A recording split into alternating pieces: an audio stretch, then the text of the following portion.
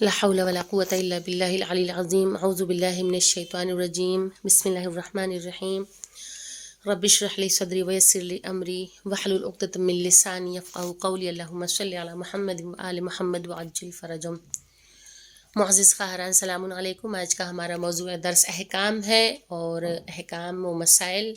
میں ہم عبادات کا چیپٹر جو ہے وہ پڑھ رہے ہیں، درس نمبر 18۔ آج ہم نمازی قرات کے مستحبات اور مکروہات سے ریلیٹڈ رکوع کے واجبات اور اس کے احکام کے بارے میں پڑھیں گے۔ تو رکوع کے کیا معنی ہیں؟ کہ خم ہونا، جھکنا۔ تو درس کا آغاز کرتے ہیں رکوع کے چیپٹر سے کہ مسئلہ نمبر 12 کہ اتنی مقدار میں جھکنا ضروری ہے کہ تمام انگلیوں کے سرے من جملہ انگوٹھا زانوں پر رکھ سکے۔ عورتوں کے لیے اس مقدار میں جھکنا احتیاط واجب کی بنا پر ہے۔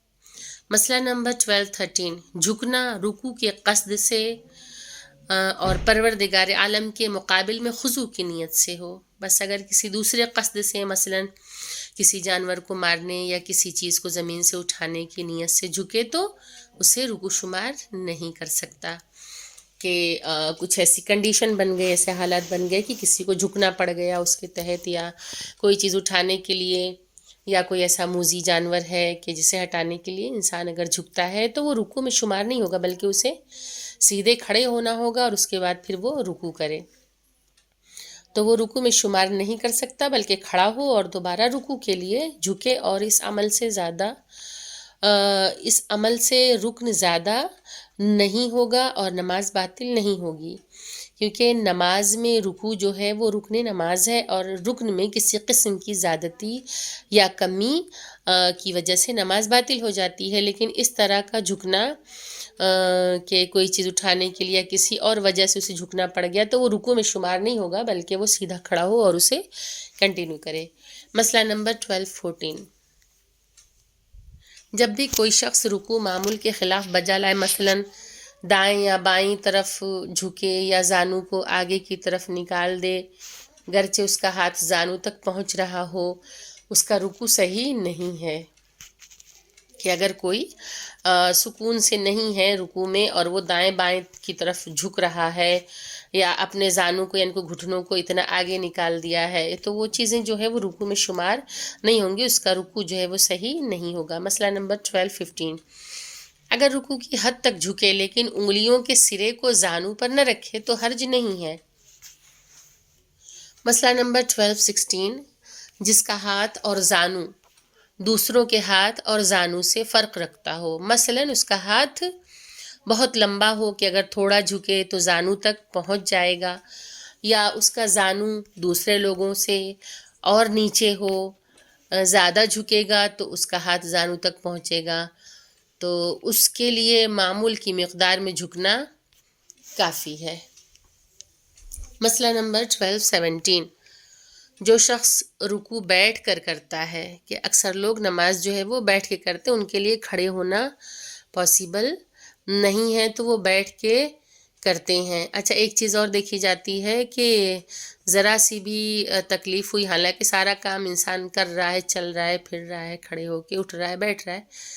لیکن نماز میں اکثر لوگ جو ہے وہ سوچتے ہیں کہ اتنی تھوڑی تھوڑی تکلیف ہو رہی ہے اگر، تو پھر بیٹھ کے نماز پڑھنے میں کوئی حرج نہیں ہے۔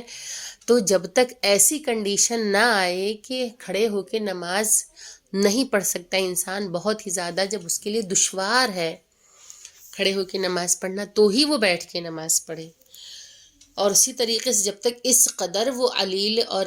اس قدر مجبور نہ ہو جائے کہ وہ لیٹ کے نماز پڑھے، تب تک جب تک وہ بیٹھ سکتا ہے وہ بیٹھ کے نماز پڑھے۔ تو بغیر کسی جائز عذر کے چھوٹی موٹی تکالیف پہ بیٹھ کے نماز پڑھنا صحیح نہیں ہے۔ لیکن ہاں، اگر واقعاً تکلیف میں انسان، اس کے لیے کھڑے ہونا جو ہے تکلیف کا باعث ہو رہا ہے، وہ نہیں کر پا رہا ہے، تو وہ الگ بات ہے۔ تو کہہ رہے ہیں کہ بیٹھ کے جو انسان رکوع کرتا ہے اسے اتنی مقدار میں جھکنا چاہیے کہ اس کا چہرہ زانوں کے برابر پہنچ جائے، اور احتیاط مستحب ہے کہ اتنی مقدار میں جھکے کہ چہرہ سجدہ کرنے کی جگہ کے برابر پہنچ جائے۔ مسئلہ نمبر 18 अगर रुकू की हद तक पहुंचने के बाद जानबूझकर सर को रुकू से उठा ले और दोबारा रुकू की हद तक झुके तो उसकी नमाज बातिल है। नंबर 2, रुकू से पहले का क़ियाम यानी मुत्तसिल बा रुकू। मसला नंबर 12-19, क़ियाम मुत्तसिल बा रुकू जो नमाज के अरकान में से है, ये है कि इंसान खड़े होने की हालत से रुकू में जाए और इस बिना पर अगर कोई शख्स हम्द और सूरह पढ़ने के बाद किसी वजह से मसलन किसी चीज़ को ज़मीन से उठाने के लिए थोड़ा बैठे, ज़रूरी है कि दोबारा खड़ा हो और खड़े होने की सूरत से रुकू में जाए, चुनांचे बैठने की हालत से ही रुकू में चला जाए तो उसकी नमाज बातिल है। इस बिना पर क़ियाम मुत्तसिल ब रुकू यानी कि रुकू से पहले थोड़ा ठहरने और रुकने के मायने में नहीं है। ज़िक्र रुकू। मसला नंबर 12-20 जो इसका थर्ड पॉइंट है वो ज़िक्र रुकू से रिलेटेड है। तो मसला नंबर 12-20, नमाज गुजार के लिए वाजिब है कि रुकू में ज़िक्र पढ़े और बेहतर है कि इख्तियार की हालत में रुकू में 3 मरतबा सुबहान अल्लाह या 1 मरतबा सुबहान रब्बियल अज़ीम व बिहम्दिह पढ़े, गरचे वो हर ज़िक्र पढ़ना जिसमें खुदावंद की ताज़ीम और तमजीद हो काफ़ी है, लेकिन एहतियात वाजिब की बिना पर उसी मिक़दार में होना चाहिए। मसलन 3 मरतबा अल्हम्दुलिल्लाह या 3 मरतबा अल्लाहु अकबर कहे, लेकिन दूसरे अस्कार जैसे इस्तग़फ़ार, सलवात या खुद या मोमिनीन के लिए खुदावंद मुताल से दुआ करना रुकू के ज़िक्र के लिए काफ़ी नहीं है। और जो शख्स सुबहान रब्बियल अज़ीम को सही से अदा नहीं कर सकता तो कोई दूसरा ज़िक्र जैसे सुबहान अल्लाह पढ़े और वक्त की तंगी या मजबूरी और इस्तिराब की हालत में 1 मरतबा सुबहान अल्लाह कहना काफ़ी है। मसला नंबर 12-21, रुकू के वाजिब ज़िक्र में शर्त है कि अलिफ मवालात की रियायत करे और उसे पे दर पे यानी एक के बाद स्टेप बाय स्टेप इंसान अंजाम दे। उसे सही अरबी में कहे यानी हुरूफ के मखारिज और हरकत को तलफ़ुज़ के वक्त रियायत करे, यानी कि इंसान का तलफ़ुज़ जो है वो दुरुस्त होना चाहिए। नंबर 4, बदन का साबित और साकिन होना। मसला नंबर 12-22, रुकू की हालत में नमाज गुजार का बदन साबित और साकिन होना चाहिए और अपने बदन को इख्तियारी हालत में इस तरह हरकत न दे कि साबित और साकिन सुकून की हालत से खारिज हो जाए, यहाँ तक एहतियात वाजिब की बिना पर उस वक्त तक जब वाजिब ज़िक्र पढ़ने में मसरूफ़ न हो, और अगर जानबूझकर उस साकिन यानी बेहरकत होने की रियायत न करे तो एहतियात वाजिब की बिना पर नमाज बातिल है। कि अगर कोई जानबूझकर रुकू में हिल डुल रहा है, दाएं बाएं जानिब वो अगर झुक रहा है, वो जानबूझ के ऐसा कर रहा है, तो कह रहे हैं कि अगर वो सुकून इख्तियार नहीं करता है तो एहतियात वाजिब की बिना पर उसकी नमाज जो है वो बातिल है। यहाँ तक कि अगर ज़िक्र को बदन के साकिन बेहरकत होने की हालत में दोबारा कहे। मसला नंबर 12-24, रुकू में वाजिब ज़िक्र की मिक़दार ठहरना और ज़िक्र कहते वक्त बदन का सुकून की हालत में होना ज़रूरी है। बस अगर रुकू की मिक़दार झुके और रुकू की हद तक पहुँचने या रुकू की हद तक पहुँचने के बाद और उससे पहले के बदन सुकून की हालत में हो, जानबूझकर रुकू के वाजिब ज़िक्र को पढ़े, उसकी नमाज बातिल है। कि उस हालत में पहुँचने से पहले उसने ज़िक्र को पढ़ लिया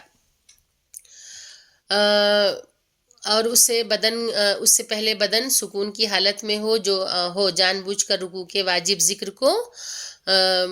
भूल कर वाजिब ज़िक्र को पढ़े, उसकी नमाज जो है वो बातिल हो जाएगी, मगर ये कि दोबारा बदन के सुकून की हालत में ज़िक्र रुकू को पढ़े। और अगर भूल कर ज़िक्र को बदन के साबित न रहने की हालत में रुकू की हद तक पहुँचने के बाद कहे तो ज़रूरी नहीं कि दोबारा पढ़े, गरचे एहतियात मुस्तहब है कि दोबारा सुकून की हालत में ज़िक्र को पढ़े। मसला नंबर 12-25, اگر واجب ذکر تمام ہونے سے پہلے جان بوجھ کر سر کو رکوع سے اٹھا لے تو اس کی نماز باطل ہے، گرچہ رکوع کی حد سے خارج نہ ہوا ہو، اور اگر ذکر رکوع کو دوبارہ پڑھے پھر بھی جان بوجھ کر رکوع میں لازم مقدار میں بدن کے سکون کو ترک کرنے کی وجہ سے احتیاط واجب کی بنا پر اس کی نماز باطل ہے، اور اگر بھول کر واجب ذکر تمام ہونے سے پہلے سر کو رکوع سے اٹھا لے تو اس کی نماز صحیح ہے، یعنی اگر وہ غلطی یا بھول چوک سے ایسا ہوتا ہے تو اس کی نماز صحیح۔ اس کے بعد 5واں پوائنٹ اس کا ہے رکوع کے بعد کا قیام۔ مسئلہ نمبر 1227، رکوع کا ذکر تمام ہونے کے بعد واجب ہے کہ سیدھا کھڑا ہو اور احتیاط واجب کی بنا پر بدن کے سکون کی حالت میں ہونے کے بعد سجدے میں جائے، اور جان بوجھ کر کھڑے ہونے سے پہلے سجدے میں جائے تو اس کی نماز باطل ہے۔ کہ مثلاً کوئی رکوع میں جھکا ہوا ہے اور وہ سیدھا کھڑا نہیں ہوتا بلکہ وہ رکوع ختم ہوا اور جھکے ہی وہ سجدے میں چلا جاتا ہے، یعنی وہ قیام نہیں کرتا رکوع اور سجدے کے درمیان، تو کہہ رہے ہیں کہ اس وجہ سے اس کی نماز جو ہے وہ باطل ہے۔ اور اسی طرح چنانچہ رکوع کا ذکر تمام ہونے کے بعد کھڑا ہو جائے لیکن جان بوجھ کر بدن کے سکون کی حالت میں ہونے سے پہلے، یعنی بدن اس کا جو ہے وہ اسٹریٹ نہیں ہوا ہے بلکہ ہل ڈل رہا ہے، اور اس سے پہلے ہی وہ سجدے میں چلا جائے تو احتیاط واجب کی بنا پر اس کی نماز باطل ہے۔ اس کے بعد یہ آپ لوگوں کا جو آج کا درس تھا وہ مکمل ہوا، رکوع والا جو چیپٹر تھا، اور آپ لوگ جو ہے اس کا بغور مطالعہ کریں اور اس کی آڈیو بنا کے ہمیں واٹس ایپ یا ٹیلی گرام پہ ضرور سینڈ کریں۔ اس کے علاوہ جب درس یوٹیوب پہ اپلوڈ ہوتا ہے تو اس کو لائک کریں، شیئر کریں، اور اس کے علاوہ لائیو چیٹ کمنٹ بھی آپ لوگ کریں تاکہ ہماری حوصلہ افزائی ہو سکے، اور جو سوالات آپ کو پوچھنا ہو وہ آپ لوگ بلا جھجک پوچھ سکتی ہیں، کیونکہ سوالات پوچھنے سے علم میں اضافہ ہوتا ہے۔ تو لہٰذا آپ لوگ جو ہے جو بھی آپ لوگوں کو PDF بھیجا گیا ہے اس کا مطالعہ کریں اور ہمیں آڈیو بنا کے واٹس ایپ یا ٹیلی گرام پہ